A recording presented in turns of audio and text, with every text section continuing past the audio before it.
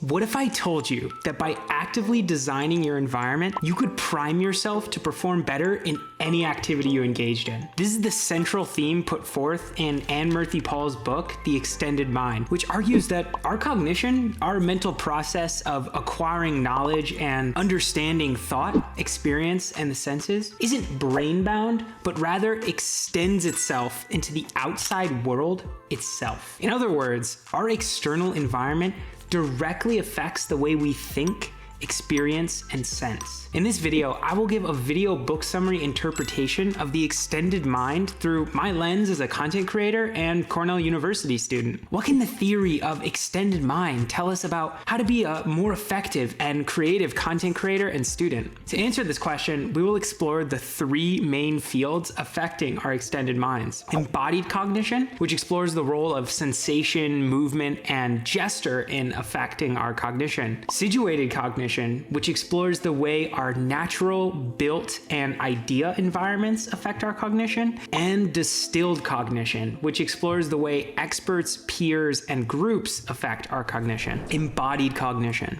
Embodied cognition explores the role of sensation, movement, and gesture in affecting our cognition. Let's explore sensation first. Thinking with sensation. Thinking with sensation involves an ability known as interoception, your awareness of your body's internal cues. Yes, it's actually a skill. Some people simply have a better sense for their body, literally being able to count their heartbeat from resting without touching their hand to their palm. It's a superpower, and people with this high interoceptive awareness have an incredible ability to follow their gut. They have a better sense for when their body is unconsciously telling them to act in a certain way. Paul found the stock market traders with the best money-making potential didn't necessarily have stronger predictive powers than beginner traders. They just had a more attuned gut reaction for when to buy and sell. In addition, higher interoception allows us to better understand our emotions and how to react to them. Awareness of our feelings is the preliminary step to being able to do something about it, which is why this interoceptive ability is so powerful. But this doesn't seem fair. Why do some people have better interoception?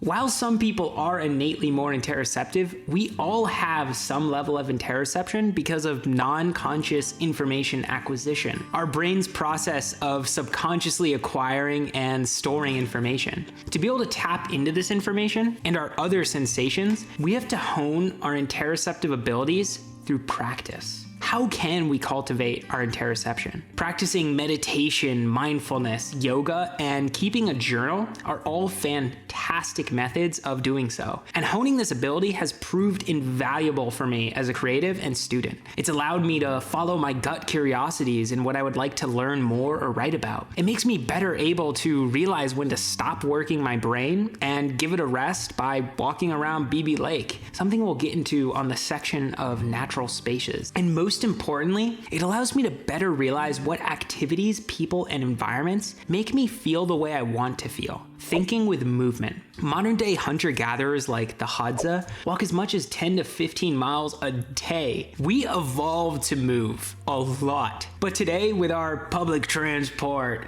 elevators, and escalators, many people spend most of their days sitting. But Paul explains that movement through exercise, walking, or even standing profoundly aids our cognition in a number of ways. Just doing some form of moderate exercise, like a short run before a learning bout, aids your performance during learning by a significant amount. This is why I usually run a marathon before doing any knowledge work.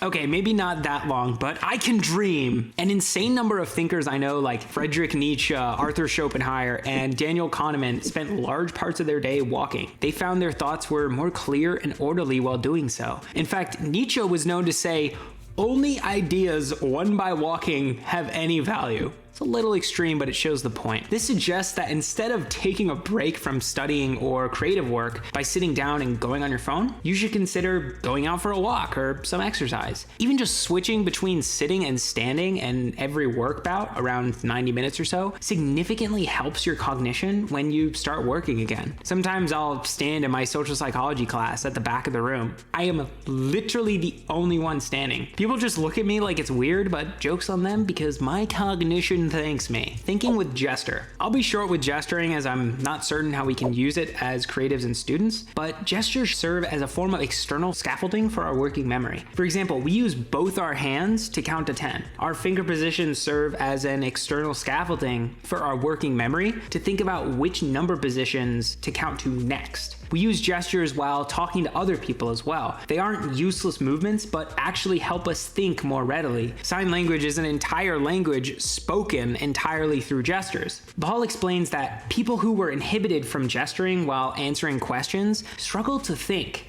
So whatever you do, don't stand completely still like a rock during conversation. It's only going to make thinking more difficult. Situated cognition.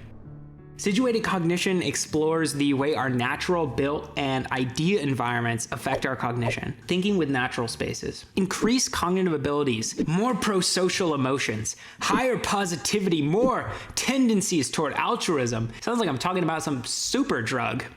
But actually, the drug I'm talking about is called nature. Humans didn't evolve in urban, tight environments, but rather out in the open African savanna. We're hardwired to be in nature, and yet where do many spend most of our days? Inside on our digital devices, snacking on Doritos. Being in nature for just a few minutes, or even sitting next to a window that outlooks on nature, can give us all the incredible benefits mentioned earlier. As a student, I use this idea by taking my breaks between work by looking out a window or taking a short walk outside. It's way more effective than scrolling through my phone for 20 minutes. For my creativity, I try and walk around BB Lake, without question, the best lake at Cornell University, for at least 45 minutes every single day. I use this time to listen to podcasts, think about future content ideas, or think about the next time I'll get that sweet, sweet peanut butter. I have a problem. The benefits of being immersed in nature lead us really well into the next aspect of situated cognition through biophilic design, the art of designing natural environments, thinking with built spaces. We don't need to be immersed in nature to experience its benefits. Biophilic design advocates for buildings with bamboo window frames, small office plants, and natural lighting, all allowing people inside of them to receive some benefits from being around nature. But as a student and creative, this isn't always practical. So something I always try and do at Cornell is work in places with a view to the outside. Some of my favorite spots are the seats facing the window in Olin Library, MVR, and the cocktail lounge. But there's more to spaces than if they face the outdoors. One of the main purposes of built spaces is to offload the need to think in any other way than the purpose of the built space.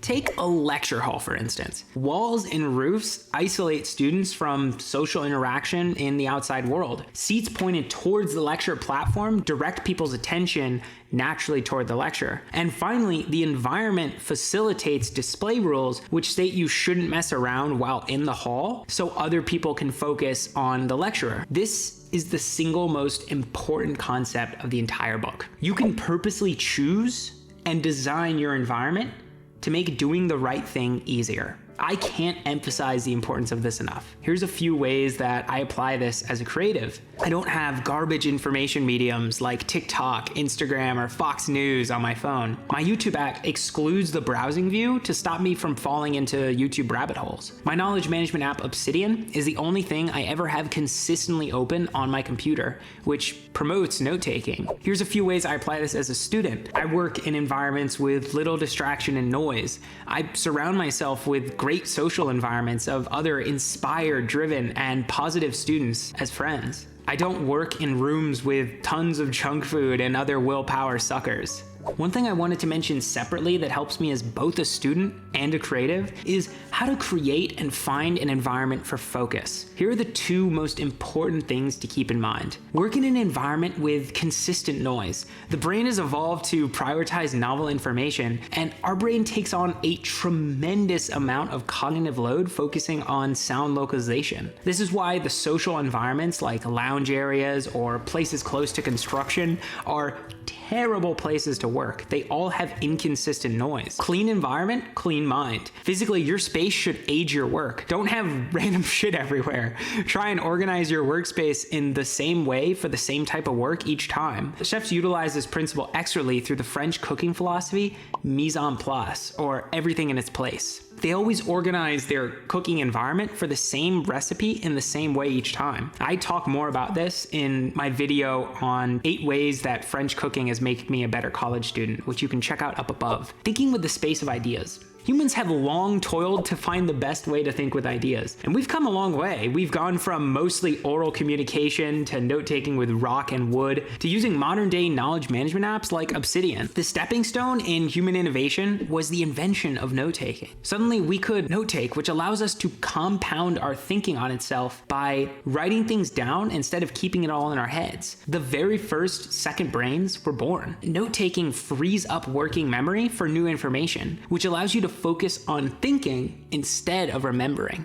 And the methods through which you take notes don't just help you think. Your tools of thought affect the way you think in itself. So what are the principles of good note-taking? And how can we combine it with thinking to be better creatives and students? To understand how to take better notes, there's something important we need to understand about human evolution. Humans evolved to have great spatial navigation. Our ancestors spent their time hunting and gathering on the African savanna. They needed an incredible ability to create a mental map of where things were. Keeping this in mind, what are some of the best techniques we can use to remember things better and take better notes? Visualization techniques like memory palaces, the method of loci, and mind mapping. Modern day PKM tools like Obsidian make spatial thinking easier than ever before through its linking feature and graph views. Check out my content on how I take book notes and lecture notes to learn more up above. Distilled Cognition.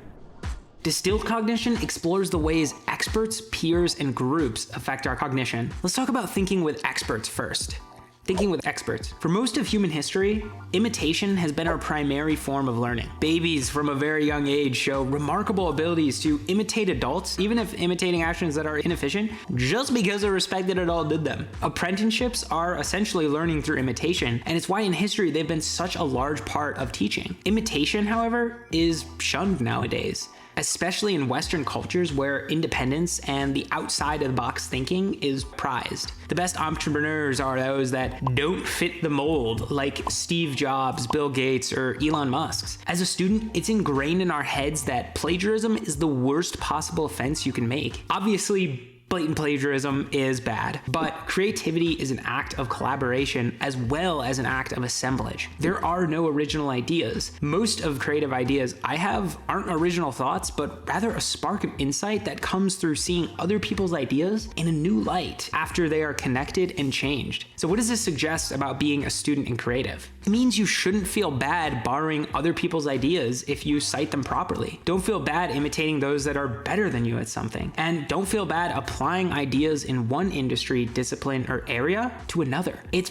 part of the process of learning and creativity in itself. Thinking with peers. Sometimes, however, experts aren't the best teachers. A lot of what makes them so good at what they do is unconscious to them. Sometimes learning with your peers can be better because they still remember what it's like to be a beginner. Teaching other peers your learning is in itself a method of strengthening learned material. However, it's not a great method for learning new material because of social facilitation. Social facilitation is a social psychology concept which describes a tendency to be more aroused when you're aware others are evaluating you, which increases the likelihood of the dominant response. In other words, you're more likely to do what you already want to do. It occurs not only when others are competing with you, but when you believe you're being watched. So generally, social facilitation makes you perform better at learned tasks, whereas it detracts from novel tasks. For example, you're faster at tying your shoe in the presence of others than when not. This suggests you should learn new things alone and practice learned things in groups. Surround yourself with a challenge group. The popular saying goes, you're the average of the 5 people you hang out with most. By this point, you should understand the truth in the statement. And the peers you surround yourself with are likely to have some of the largest influence on your distilled cognition. I believe you should try and surround yourself with a challenge group, a group of peers that will constructively question your beliefs and values to make you a better person.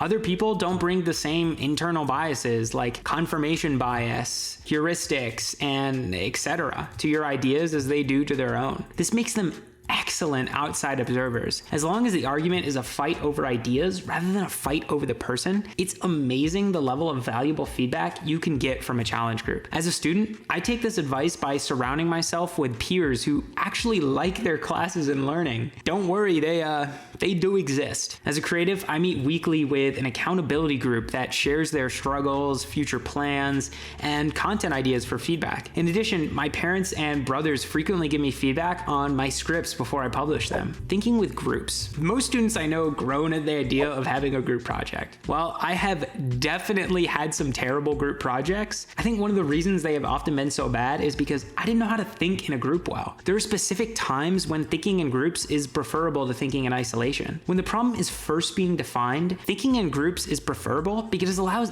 everyone to voice their opinion on a problem. When people have stake in a problem, they're more likely to invest their resources into it. However, once the problem is defined, it's better to have group members separate and work on the problem themselves. This allows members to get into the flow state and do deep work. If we think about it, groups are one of the predominant reasons humans have come as far as we have. A society functions from a ton of different groups with individuals inside specializing their cognition in different things. Inside of these groups, individual members use transactive memory systems, the systems we use to leverage the knowledge of others in our own thinking processes. Because knowledge is so personal, being able to leverage the transactive memories of others at the right time is critical, especially considering how niched everyone's knowledge can be nowadays. This idea is proving especially useful in my work as a creative. Right now, I'm trying to create content that helps students with learning to use Obsidian for their schoolwork, journaling, and general knowledge management. But I'm not pursuing this goal alone. There are tons of other content creators working to distill their workflows and processes to beginners and intermediates as well. This makes it necessary to put my efforts into the things that I believe will be of value to the community. I don't want to be the creator adding to the cluster of garbage out there relating to standard self-improvement, marketing, learning advice, and more. If you made it this far in the video, you must be interested in the idea of understanding how these three fields affect your cognition. I want to remind you again of what I think is the most important takeaway from the entire book, which is your situation plays a larger role than personality and how you act. In effect, by purposely designing your environment to prime you for good behaviors, you can become a much better human being. Be sure to check out the Extended Mind in full on Amazon in the description. It goes much more in depth into the ideas that I discussed in this video. In addition, check out the rest of my video book summaries on my Book Squad playlist on YouTube. As always, have a fantastic rest of your day, and bye-bye.